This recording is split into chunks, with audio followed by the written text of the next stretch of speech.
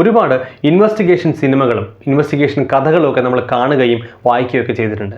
നമുക്കറിയാം, ഏതൊരു കേസ് ആയാലും അവിടെ മോഷ്ടാവ് അല്ലെങ്കിൽ കൊലപാതകി അവശേഷിപ്പിക്കുന്ന ഒരു തെളിവെങ്കിലും ഉണ്ടാവും.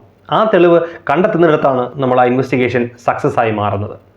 അതുപോലെ തന്നെ നമുക്കറിയാം, ആ ഒരു തെളിവ് കണ്ടെത്തുന്ന ഒരു പക്ഷേ ഉന്നത ഉദ്യോഗസ്ഥനാകണം എന്നില്ല, ഒരു ചെറിയ ഉദ്യോഗസ്ഥനുമായാലും മതി. ഇത്തരത്തിലൊരു കഥയാണ് നമ്മളിന്ന് പറയുന്നത്.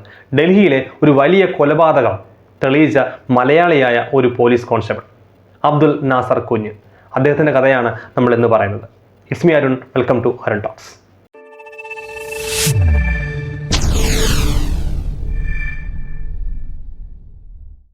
ആയിരത്തി 1995 ജൂലൈ 2 രാത്രി 11 മണിക്കാണ് നമ്മുടെ കഥയ്ക്ക് ആസ്പദമായ സംഭവം നടക്കുന്നത്. ഡൽഹിയിലെ കൊണാട്ട് പ്ലേസ് പോലീസ് സ്റ്റേഷൻ, അവിടുത്തെ കോൺസ്റ്റബിൾ ആയിരുന്നു അബ്ദുൽ നാസർ കുഞ്ഞ്. അബ്ദുൽ നാസർ കുഞ്ഞ് കൊല്ലം ഓച്ചിറ സ്വദേശിയാണ് എന്നുള്ളൊരു പ്രത്യേകത കൂടെയുണ്ട്. അവിടുത്തെ ഹോംഗാർഡായിരുന്നു ചന്ദ്രപാൽ.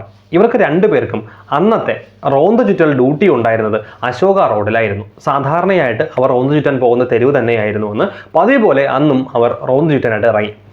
സ്ഥിരമായി കാണുന്ന പോലെ തന്നെ വളരെ ആളനക്കമൊന്നുമില്ലാത്ത ശാന്തമായിട്ടുള്ള ഒരു അന്തരീക്ഷം തന്നെയായിരുന്നു അന്നും ആ തെരുവിനുണ്ടായിരുന്നത്. സമയം കുറച്ചുകൂടി മുന്നോട്ട് പോയപ്പോൾ പെട്ടെന്നൊരു നിലവിളി ശബ്ദം അവർ കേൾക്കുകയുണ്ടായി. ഹോട്ടലിന് തീപിടിച്ചു എന്നുള്ള ഒരു നിലവിളിയാണ് അവർ കേട്ടത്. കേട്ട പാതി തന്നെ രണ്ടുപേരും ആ നിലവിളി ശബ്ദം കേട്ട സ്ഥലത്തേക്ക് ഓടിയെത്തുകയുണ്ടായി. അവിടെ എത്തിയപ്പോൾ അവർ കണ്ടത് ഒരു ഹോട്ടലിൻ്റെ മുകളിൽ നിന്നും വളരെ വലിയ തോതിൽ പുക ഉയരുന്നതാണ്. തീ പിടിച്ചു എന്ന് മനസ്സിലാക്കിയ ഉടൻ തന്നെ അത് ഉത്തരവാദിത്തപ്പെട്ടവരിലേക്ക്, ഉന്നത അധികാരികളിലേക്ക്, അതായത് പോലീസ് സ്റ്റേഷനിലേക്കും അത് ഫയർഫോഴ്സിലേക്ക് വിളിച്ചറിയിക്കുന്നതിനായിട്ട് ഒരു ടെലിഫോൺ ബൂത്ത് അവിടെയൊക്കെ പരതിയെങ്കിലും അവർക്ക് രണ്ടുപേർക്കും അത് കണ്ടെത്താനായിട്ട് സാധിച്ചില്ല. അതുകൊണ്ട് തന്നെ ചന്ദ്രപാലിനെ ഉള്ളിലേക്ക് പറഞ്ഞു വിട്ടതിന് ശേഷം ഇത് ഒരു ടെലിഫോൺ വഴിയോ വയർലെസ് വഴിയോ ഉത്തരവാദിത്തപ്പെട്ടവരെ അറിയിക്കാനായി അബ്ദുൽ നാസർ കുഞ്ഞ് ഓഫീസിലേക്ക് ഓടുകയാണ് ഉണ്ടായത്. ചന്ദ്രപാൽ ഉള്ളിലേക്ക് കടന്നു ചെല്ലുമ്പോൾ ഗേറ്റിന് സമീപത്തായ ഒരാൾ നിൽപ്പുണ്ടായിരുന്നു. അദ്ദേഹത്തെയും കടന്ന് പെട്ടെന്ന് പെട്ടെന്നുള്ള ഒരു അന്തരീക്ഷത്തിൽ അദ്ദേഹം ആരാണെന്ന് ചോദിക്കാനോ പറയാനോ നിൽക്കുക ചന്ദ്രപാൽ ഉള്ളിലേക്ക് കടക്കുകയാണ് ചെയ്തത്. അവിടെ ചെന്നപ്പോൾ അവിടെ തീ അണയ്ക്കുന്നതിന് പകരം ഒരു യുവാവ് അവിടെ തന്തൂരി അടുപ്പിൽ തീ ആളെ കത്തിക്കുന്നതാണ് അദ്ദേഹം കണ്ടത്. അപ്പോൾ തന്തൂരി അടുപ്പിൽ നിന്നാണ് ഈ ഇത്രയും പുക ഉണ്ടാകുന്നതും തീ പിടിച്ചതും എന്ന് പെട്ടെന്ന് ചന്ദ്രപാലിന് മനസ്സിലായി. അപ്പോൾ നോക്കുമ്പോൾ ഈ നിൽക്കുന്ന ആൾ തീ അണയ്ക്കുന്നതിന് പകരം അദ്ദേഹം ഈ തീ ആളെ കത്തിക്കുന്നതാണ് ചന്ദ്രപാൽ ശ്രദ്ധിച്ചത്. അവിടെ നിൽക്കുന്ന ആളിനോട് സംസാരിച്ചപ്പോൾ അദ്ദേഹത്തിൻ്റെ പേര് കേശവ് കുമാർ ആണെന്ന് ചന്ദ്രപാലിന് മനസ്സിലായി. കേശവ് കുമാറിനോട് അദ്ദേഹം ചോദിച്ചു, എന്തുകൊണ്ടാണ് ഇങ്ങനെ തീ ആളെ കത്തിക്കുന്നത്, തീ അണയ്ക്കാൻ ശ്രമിക്കുകയല്ലേ വേണ്ടത്? അപ്പോൾ അതിന് മറുപടിയായി കേശവ് കുമാർ പറഞ്ഞത്, കേശവ് കുമാർ അവിടുത്തെ ഒരു യൂത്ത് കോൺഗ്രസ് പ്രവർത്തകനാണ്. അദ്ദേഹം പറഞ്ഞത്, ഞാനിവിടെ പഴയ പാർട്ടിയുടെ പോസ്റ്ററുകളും നോട്ടീസുകളൊക്കെ ഇരിക്കുമ്പോൾ അത് സ്ഥലം വേസ്റ്റ് ആയതുകൊണ്ട് തന്നെ അത് നശിപ്പിച്ച് കളയാൻ വേണ്ടി കത്തിക്കുകയായിരുന്നു, അതുകൊണ്ടാണ് ഞാനത് ആളെ കത്തിച്ചതെന്ന് പറയേണ്ടായി. അപ്പോൾ ഇത് ചന്ദ്രപാൽ വിശ്വസിക്കുകയും ചെയ്തിരുന്നു. അപ്പോൾ അതിനുശേഷം ജനങ്ങളൊക്കെ ഓടിയെത്തുകയും നാട്ടുകാർ ഓടിയെത്തുകയും ബക്കറ്റുകളിൽ വെള്ളമൊക്കെ കൊണ്ടൊഴിച്ച് തീ കെടുത്തുകയും ചെയ്തിട്ട് എല്ലാവരും പിരിഞ്ഞുപോയി. എന്നാൽ ചന്ദ്രപാലിൽ നിന്നും കേശവ് കുമാർ പറഞ്ഞ കഥ കേട്ട അബ്ദുൽ നാസർ കുഞ്ഞിന് അത് പെട്ടെന്ന് അങ്ങോട്ട് ഡൈജസ്റ്റ് ആയില്ല. അദ്ദേഹം ആ തന്തൂരി അടുപ്പിന് ചുറ്റും ഒന്ന് കറങ്ങിയൊക്കെ പരിശോധിച്ച് നോക്കിയപ്പോൾ അദ്ദേഹത്തിന് മനസ്സിലായി ആ തന്തൂരി അടുപ്പിനുള്ളിൽ പകുതി വെന്ത ഒരു സ്ത്രീയുടെ മൃതശരീര ഭാഗങ്ങൾ അദ്ദേഹത്തിന് കാണാൻ സാധിച്ചു. അദ്ദേഹം കുറച്ചുകൂടി അവിടെ ചുറ്റും പരിശോധിച്ചപ്പോൾ അദ്ദേഹത്തിന് ആ തന്തൂരി അടുപ്പിൻ്റെ ഉള്ളിൽ നിന്നും ഒരു സ്ത്രീയുടെ പകുതി വെന്തൊരു കാലും അതുപോലെ തന്നെ അതിന് ചുറ്റിലും കുറച്ച് മൃത അവശിഷ്ടങ്ങളും മാത്രമല്ല ഒരു കവറിൽ ഒരു സഞ്ചിയിൽ രക്തക്കറ പുരണ്ട ഒരു സഞ്ചിയും അദ്ദേഹം ശ്രദ്ധയിൽപ്പെട്ടു.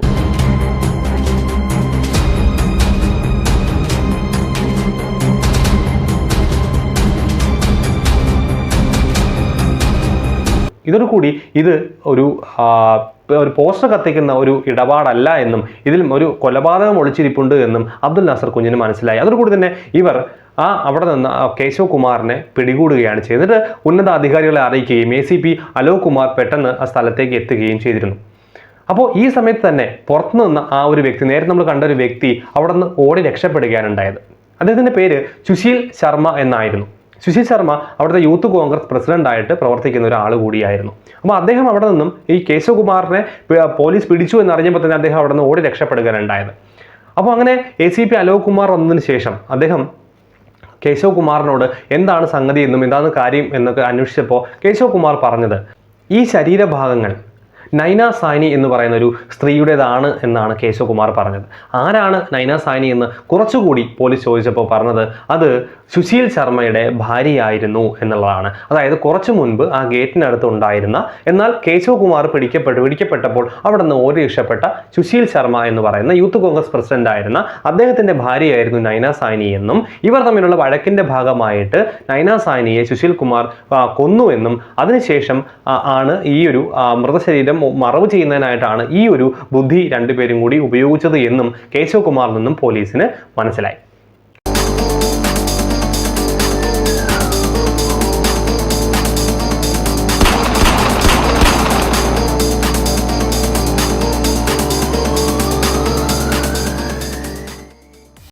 സംഭവം കൊലപാതകമാണെന്ന് കേശവ് കുമാറിന്റെ മൊഴിയിൽ നിന്നും പോലീസിന് ഉറപ്പായി. ഇനി എന്തുകൊണ്ട് സുശീൽ ശർമ്മ ഇങ്ങനെ ഒരു കൊലപാതകത്തിലേക്ക് എത്തിച്ചേർന്നു? What is A motive? എന്താണ് മോട്ടീവ്? ഇതായിരുന്നു പോലീസിന്റെ അടുത്ത ചോദ്യം. അത് നമ്മൾ അറിയണമെങ്കിൽ നൈനയെ പറ്റി ചെറുതായി നമ്മളൊന്ന് പറഞ്ഞു പോകണം. നൈന ഡൽഹി യൂണിവേഴ്സിറ്റി യൂണിയനിൽ ഒരു മെമ്പറായിരുന്നു. അതുപോലെ തന്നെ അതേ സമയത്ത് തന്നെ അവിടെ ഡൽഹി യൂണിവേഴ്സിറ്റി യൂണിയനിൽ പ്രവർത്തിച്ചിരുന്ന മറ്റൊരു അംഗമായിരുന്നു മത്ലൂബ് കരീം.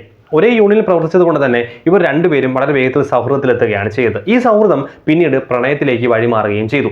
എന്നാൽ രണ്ട് മതത്തിൽ വിശ്വസിക്കുന്നവരായതുകൊണ്ട് തന്നെ ഇവരുടെ ഈ ഒരു റിലേഷൻ ഒരു വിവാഹ ജീവിതത്തിലേക്ക് കടക്കുകയില്ല എന്ന് തിരിച്ചറിഞ്ഞ അവർ രണ്ടുപേരും രണ്ട് സുഹൃത്തുക്കളായി തന്നെ മുന്നോട്ട് പോകാൻ തീരുമാനിക്കുകയുണ്ടായത്. എന്നാൽ ഇതേ സമയത്ത് സുശീൽ ശർമ്മ യൂത്ത് കോൺഗ്രസിൽ പ്രവർത്തിച്ചിരുന്ന ഒരു മെമ്പറായിരുന്നു. അദ്ദേഹത്തിന് പാർട്ടിയിൽ ഒരുപാട് മുന്നോട്ട് പോകണമെന്ന് ആഗ്രഹമുള്ള ഒരു വ്യക്തി ആയതുകൊണ്ട് തന്നെ പല പ്രമുഖന്മാരുമായിട്ടും ഉന്നതതലത്തിലുള്ള പലരുമായിട്ടും അദ്ദേഹത്തിന് നല്ലൊരു ബന്ധം സൂക്ഷിക്കുകയും ചെയ്തിരുന്നു അദ്ദേഹം. അപ്പോൾ മുന്നോട്ട് ഒരു രാഷ്ട്രീയ പാർട്ടി അല്ലെങ്കിൽ രാഷ്ട്രീയ ജീവിതത്തിൽ വളരെ ഉയർന്ന നിലയിൽ എത്തണമെന്ന് ആഗ്രഹിച്ചിരുന്ന ഒരു വ്യക്തിയായിരുന്നു നമ്മുടെ സുശീൽ ശർമ്മ എന്ന് പറയുന്നത്. ഇങ്ങനെ ഇരിക്കെയാണ് സുശീൽ ശർമ്മയും നൈനയും തമ്മിൽ പെട്ടെന്ന് അടുക്കുന്നത്. ഒരേ പാർട്ടിയിൽ പ്രവർത്തിക്കുന്നവരാണ്, യൂണിയനിൽ നിന്നും വന്ന ഒരാൾ, മറ്റൊരാൾ പാർട്ടിയിൽ പ്രവർത്തിച്ചുകൊണ്ടിരിക്കുന്ന ഒരാളാണ്. രണ്ടുപേരും തമ്മിൽ ഇഷ്ടത്തിലാവുകയും, എന്നാൽ ഈ ഇഷ്ടം മത്ലൂബ് കരീം അറിഞ്ഞപ്പോൾ മത്ലൂബ് കരീം ഇതിനെ എതിർക്കുകയുമാണ് ചെയ്തത്. സുശീലിനെ നേരത്തെ മത്ലൂബ് കരീമിനെ അറിയാമായിരുന്നു. എന്തുകൊണ്ടോ മത്ലൂബ് കരീം സുശീലിനെ ഇഷ്ടമല്ലാത്തത് കൊണ്ട് തന്നെയാണ് പറഞ്ഞത് ഈ ഒരു വിവാഹത്തിൽ തനിക്ക് താല്പര്യമില്ല എന്ന് നൈനയെ അറിയിച്ചത്. ഒരുപക്ഷെ നൈനയോടുള്ള ഒരു ഇഷ്ടക്കൂടുതൽ കൊണ്ട് തന്നെ ആവാം, സൗഹൃദമാണെങ്കിൽ പോലും. എന്നിരിക്കലും 1992 നൈനയും സുശീലും തമ്മിലുള്ള ഈ വിവാഹം നടക്കുകയാണുണ്ടായത്. എന്നാൽ വിവാഹം കഴിഞ്ഞ ഉടൻ തന്നെ സുശീലിനോട് നൈന തൻ്റെ മുൻകാലത്തിലുണ്ടായിരുന്ന പ്രണയബന്ധത്തെക്കുറിച്ച് പറയുകയും ചെയ്തിരുന്നു. തങ്ങളിപ്പോൾ സൗഹൃദത്തിലാണ് പോകുന്നത് എന്നും തങ്ങളുടെ ഇടയിൽ ഇപ്പോൾ അങ്ങനെ ഒരു റിലേഷൻ, ഒരു ബന്ധമില്ല എന്നും സുശീലിനെ പറഞ്ഞ് അറിയിച്ചിരുന്നു. ഒരുപക്ഷെ വിവാഹത്തിൻ്റെ തുടക്കനാളുകൾ തന്നെ ആയതുകൊണ്ടാവാം സുശീൽ അത് കാര്യമായിട്ട് എടുത്തതുമില്ലായിരുന്നു. എന്നാൽ പിന്നീട് 6 മാസങ്ങൾക്ക് ശേഷമാണ് ഇവരുടെ ഇടയിൽ ഉണ്ടാകുന്ന ബന്ധത്തിന് വിള്ളലുകൾ വീണ് തുടങ്ങുന്നത്. കാരണം മത്ലൂബ് കരീമുമായി പലപ്പോഴും നൈന ഫോൺ വിളിക്കുന്നതും നേരിട്ട് സംസാരിക്കുന്നതും ഒന്നും സുശീലിന് ഇഷ്ടപ്പെടാതെ വന്നു തുടങ്ങിയിരുന്നു. ഇതേ തുടർന്ന് പലപ്പോഴായി ഇവർ തമ്മിൽ വഴക്കുകൾ ഉണ്ടാവുകയും പതിവായിരുന്നു. അങ്ങനെ ഇരിക്കെ ഒരു ദിവസം ഏറ്റവും കൂടുതൽ സുശീലിനെ ചൊടിപ്പിച്ച ഒരു കാര്യം നടന്നു. അപ്പോൾ ഈ ഒരു സംശയങ്ങളെല്ലാം മനസ്സിൻ്റെ ഉള്ളിൽ ഒതുക്കിയാണ് സുശീൽ മുന്നോട്ട് പോയിക്കൊണ്ടിരുന്നതും. എന്നാൽ ഒരു ദിവസം, അതായത് നമ്മൾ ഈ സംഭവം നടക്കുന്ന 1995 ജൂലൈ 2-ാം തീയതി രാത്രി സുശീൽ ഫ്ലാറ്റിലേക്ക് എത്തിയപ്പോൾ അവിടെ ആരോടുമായോ ഫോണിൽ സംസാരിച്ചു കൊണ്ടിരിക്കുന്ന നൈനയാണ് കണ്ടത്. സുശീലിനെ കണ്ടപ്പോൾ പെട്ടെന്ന് ആ നൈന ഫോൺ കട്ട് ചെയ്യുകയാണ്, റിസീവർ താഴേക്ക് വയ്ക്കുകയാണ് ചെയ്തത്. ഇത് കണ്ടപ്പോൾ തീർച്ചയായിട്ടും മനസ്സിൽ സംശയമുള്ള സുശീലിന് ഇത് മത്ലൂബ് കരീമാണെന്നുള്ള സംശയം ഉണ്ടാകുകയും നൈന അവിടെ നിന്ന് മാറിയപ്പോൾ സുശീൽ ഈ ഫോൺ എടുത്ത് റീഡയൽ ചെയ്ത് നോക്കിയപ്പോൾ ആ കോളിൻ്റെ അപ്പുറത്തെ സൈഡിൽ നിന്ന് ഫോൺ എടുത്തത് മത്ലൂബ് കരീം ആയിരിക്കുകയും ചെയ്തു. അപ്പോൾ ഉറപ്പായും ആ സംശയത്തിന് ഒരു ഉറപ്പിലേക്ക്, അല്ലെങ്കിൽ സംശയത്തിൽ നിന്ന് മാറി ഉറപ്പിലേക്ക് സുശീൽ എത്തുകയും ചെയ്തു. ഇതേപ്പറ്റി സുശീൽ അപ്പോൾ തന്നെ നൈനയുമായി സംസാരിക്കുകയും ചെയ്തു. ഈ സംസാരം ഒരു വാക്കേറ്റത്തിലെത്തുകയും ദേഷ്യം കൊണ്ട് സുശീൽ അവിടെ ഇരുന്ന് തൻ്റെ റിവോൾവർ എടുത്തുകൊണ്ട് നൈനയെ വെടിവെക്കുകയാണ് ചെയ്തത്. ഒരു വെടിയല്ല, 3 പ്രാവശ്യമാണ് നൈനയ്ക്ക് നേരെ വെടിയുതിർത്തത്. ഒന്ന് തലയിലും, ഒന്ന് കഴുത്തിലും, മറ്റൊന്ന് വീട്ടിൻ്റെ AC-യിലുമാണ് ബുള്ളറ്റുകൾ പതിച്ചത്.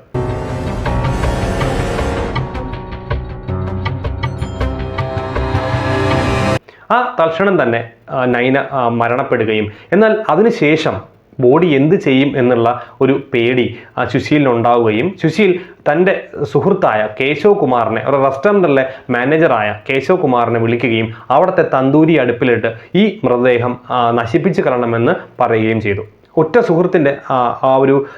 സുഹൃത്ത് പറഞ്ഞ ഒരു കാര്യം കേശവ് കുമാർ അംഗീകരിക്കുകയോ അതോ ഇനി മറ്റെന്തെങ്കിലും ഭീഷണി ഉണ്ടാകുമോ എന്ന് അറിയില്ല. കേശവ് കുമാർ എന്തായാലും അതിന് സമ്മതം മൂളുകയും അങ്ങനെയാണ് ഈ ബോഡി റെസ്റ്റോറൻറ്റിലേക്ക് എത്തുകയും അവിടെ നമ്മുടെ തന്തൂരി അടുപ്പിലിട്ട് അതിനെ നശിപ്പിച്ച് കളയാൻ ശ്രമിക്കുകയും ചെയ്തു. ആ സമയത്താണ് നമ്മുടെ ഈ രണ്ട് ഒരു ഹോം ഗാർഡും പോലീസുകാരും അവിടേക്ക് എത്തുകയും അബ്ദുൽ നാസർ കുഞ്ഞും അതുപോലെ ചന്ദ്രപാലും അവിടേക്ക് എത്തുകയും ചെയ്തത്. അങ്ങനെയാണ് ഇത് പിടിക്കപ്പെടുന്നത്.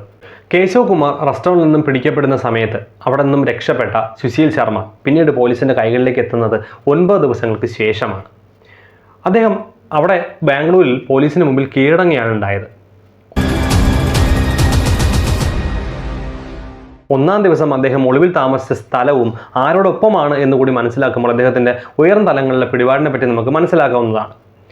അദ്ദേഹം ആദ്യ ദിവസം, അതായത് റെസ്റ്റോറൻറ്റിൽ നിന്നും രക്ഷപ്പെട്ട ദിവസം അദ്ദേഹം ഒളിവിൽ താമസിച്ചിരുന്നത് തൻ്റെ സുഹൃത്തും IAS ഓഫീസറുമായ DK റാവുവിനോടൊപ്പം ഗുജറാത്ത് ഭവനിലാണ്. അവിടെ നിന്നും 2-ാം ദിവസം അദ്ദേഹം ജയ്പൂരിലേക്കും പിന്നീട് മുംബൈയിലേക്കും അവിടെ നിന്നും ചെന്നൈയിലേക്കും അദ്ദേഹം ഒളിവിൽ പോവുകയുണ്ടായി. അവസാനം 9-ാം ദിവസം ബാംഗ്ലൂരിലേക്ക് മാറുകയും അവിടെ വെച്ചാണ് പോലീസിന് മുമ്പിൽ കീഴടങ്ങുകയും ചെയ്തത്. എന്നാൽ ഇതിനുശേഷം പോലീസിന് മുമ്പിൽ കീഴടങ്ങിയ ശേഷം പ്രതിയെ കോടതിയിൽ ഹാജരാക്കുകയും എന്നാൽ കോടതിയിൽ ഹാജരാക്കുന്ന സമയത്ത് പ്രോസിക്യൂഷൻ്റെ ഭാഗത്ത് സാഹചര്യ തെളിവുകൾ അല്ലാതെ മറ്റു തെളിവുകളൊന്നും ഇല്ലായിരുന്നു എന്നുള്ളതായിരുന്നു വാസ്തവം. മാത്രവുമല്ല ആ സമയം കോടതിയിൽ സുശീൽ ശർമ്മ പറഞ്ഞത് തൻ്റെ ഭാര്യ അല്ലെങ്കിൽ താനും നയനയും ഒരു നിയമപരമായിട്ടുള്ള ഭാര്യ ഭർത്താക്കന്മാരല്ല എന്നുള്ളതാണ്. ഇത് പ്രോസിക്യൂഷന് തെളിവുകളൊന്നും കൈവശമില്ലായിരുന്നു. പ്രോസിക്യൂഷന് കൂടുതൽ തലവേദന സൃഷ്ടിക്കുന്ന ഒന്നായിരുന്നു ഈ പരാമർശം എന്ന് പറയുന്നത്. അതിനുശേഷം ഇത് ശരിയല്ല എന്ന് തെളിയിക്കാനായി പ്രോസിക്യൂഷൻ പിന്നീട് ചെയ്തത് നയനയുടെ ആദ്യ കാമുകനായിരുന്ന മദ്ലൂബ് കരീമിനെയും നയനയും സുശീലും ഒരുമിച്ച് താമസിക്കുന്ന ഫ്ലാറ്റിന് ചുറ്റുമുള്ള അയൽക്കാരെയും കോടതിയിലേക്ക് എത്തിക്കുക എന്നുള്ളതായിരുന്നു. കോടതിയിലേക്ക് ഇവരെ എത്തിക്കുകയും കോടതിയിൽ വെച്ച് ഇവർ ഭാര്യ ഭർത്താക്കന്മാരായിരുന്നു എന്ന് ഇവരിൽ നിന്നുള്ള മൊഴി കേട്ടതിന് ശേഷമാണ് കോടതി പ്രോസിക്യൂഷൻ്റെ ഭാഗത്ത് ശരിയുണ്ടെന്നും അതായത് സുശീൽ ശർമ്മയ്ക്കെതിരെ ഒരു വിധി പ്രസ്താവിക്കുകയും ചെയ്ത് 1995 ഓഗസ്റ്റ് 1-നാണ് ഈ കേസ് കോടതിയിലെത്തുകയും അവിടെ 2003-ലാണ് വിധി പ്രഖ്യാപിക്കുകയും ചെയ്യുന്നത്. 2007-ൽ വധശിക്ഷ ശരിവെക്കുകയും ചെയ്തു. 2003-ൽ സുശീൽ ശർമ്മയ്ക്ക് വധശിക്ഷ വിധിക്കുകയും കൂട്ടുനിന്ന കേശവ് കുമാറിന് 7 വർഷം തടവ് വിധിക്കുകയും ചെയ്തിരുന്നു. 2007-ൽ ഈ ശിക്ഷ ശരിവെക്കുകയും ചെയ്തു. അതിനുശേഷം സുശീൽ ശർമ്മയ്ക്ക് ജീവപര്യന്തമായിട്ട് ശിക്ഷ ഇളവ് ചെയ്ത് നൽകുകയും ചെയ്തിരുന്നു. 20 വർഷം ഇളവ് ചെയ്ത് നൽകുകയും ചെയ്തിരുന്നു. ഈ കേസ് അപൂർവങ്ങളിൽ അപൂർവം അല്ല എന്നുള്ളത് കൊണ്ടും സാഹചര്യങ്ങളുടെ സമ്മർദ്ദം മൂലമാണ് പ്രതിക്ക് ഈ കൊലപാതകത്തിൽ ഏർപ്പെടേണ്ടി വന്നത് എന്നുള്ളത് കൊണ്ടും മാത്രമല്ല സമൂഹത്തിന് എതിരായിട്ടുള്ള ഒരു കുറ്റകൃത്യമല്ല എന്നുള്ളത് കൊണ്ടുമാണ് കോടതി അദ്ദേഹത്തിൻ്റെ വധശിക്ഷയിൽ ഒരു ഇളവ് പ്രഖ്യാപിച്ചത് എന്നാണ് കോടതിയുടെ ഭാഷ്യം. എന്നാൽ ഈ 20 വർഷത്തിനുള്ളിൽ ഒരിക്കൽ പോലും അദ്ദേഹത്തിന് പരോൾ ലഭിച്ചില്ല എന്നുള്ളതാണ് മറ്റൊരു വസ്തുത. അദ്ദേഹത്തിൻ്റെ ജയിൽവാസത്തിന് ശേഷം പുറത്തേക്ക് ഇറങ്ങിയ അദ്ദേഹത്തിനോട് ഇതേപ്പറ്റി ചോദിച്ചപ്പോൾ അദ്ദേഹം പറഞ്ഞത് തൻ്റെ വിലയേറിയ 20 വർഷം തൻ്റെ ഒരു നിമിഷത്തെ ചിന്താഗതി കൊണ്ട് താൻ നശിപ്പിച്ചു കളഞ്ഞു എന്നുള്ളതാണ് അദ്ദേഹം പറഞ്ഞത്. ഇനി നമുക്ക് നമ്മുടെ അബ്ദുൽ നാസർ കുഞ്ഞിലേക്ക് വരാം. കൊല്ലം ഓച്ചിറ സ്വദേശിയായ അബ്ദുൽ നാസർ കുഞ്ഞ്, ഒരാൾക്കും ഒരു ചെറിയ സംശയം പോലും ഉണ്ടാകാതിരുന്ന ഒരു വലിയ കൊലപാതകം തൻ്റെ ഒരു നിമിഷത്തെ ഒരു ചെറിയ സംശയം കൊണ്ട് തെളിയിച്ചെടുത്ത അബ്ദുൽ നാസർ കുഞ്ഞ്. അന്ന് ഒരുപാട് പേരുടെ പ്രശംസയ്ക്ക് ഇരയായ ഒരു മനുഷ്യനായിരുന്നു അബ്ദുൽ നാസർ കുഞ്ഞ്. അതുപോലെ തന്നെ ഗവൺമെൻറ് അദ്ദേഹത്തിന് 5 ലക്ഷം രൂപ പാരിതോഷികവും അടുത്ത സ്ഥാനക്കയറ്റവും അദ്ദേഹത്തിന് പ്രഖ്യാപിച്ചിരുന്നു. എന്നാൽ 1999-ലെ സ്ഥാനക്കയറ്റ പട്ടിക വന്നപ്പോൾ അദ്ദേഹത്തിൻ്റെ പേര് അതിലുണ്ടായിരുന്നില്ല.